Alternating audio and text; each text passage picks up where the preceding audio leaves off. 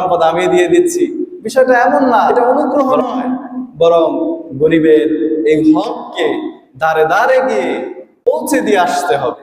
এটাই ইসলামী শাসন আমলের সৌন্দর্য ছিল।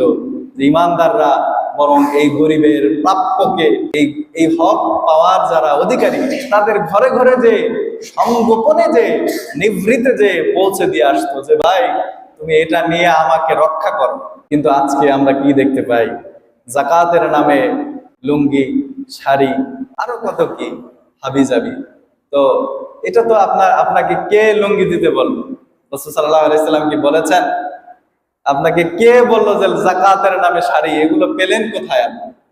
আপনাকে যে অর্থ দেওয়ার জন্য বলা হয়েছে, সেই গরিব মানুষকে সে তার প্রাপ্য আপনি তাকে ফিরিয়ে দিয়ে আসবেন। সে লুঙ্গি কিনবে নাকি ব্যবসা করবে না কি করবে, সেই গরিব সে নিজে সিদ্ধান্ত নিবে। সেই মিসকিন সে নিজে সিদ্ধান্ত নিবে সে তার অর্থ দিয়ে কি করবে।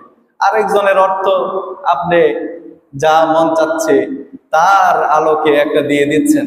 এখন তো এরকম অবস্থা হয়েছে যে ঢাকা শহরে যাকাতের লুঙ্গি পাওয়া যায়, যাকাতের শাড়ি পাওয়া যায় নামেও বিভিন্ন বিজ্ঞাপন বিভিন্ন মার্কেটে দেখা যায়। কি বলে? এগুলো সম্পূর্ণ জাহালত, মূর্খতা। এই সমস্ত মূর্খতার সাথে কোনো ইমানদারদের সম্পর্ক থাকতে পারে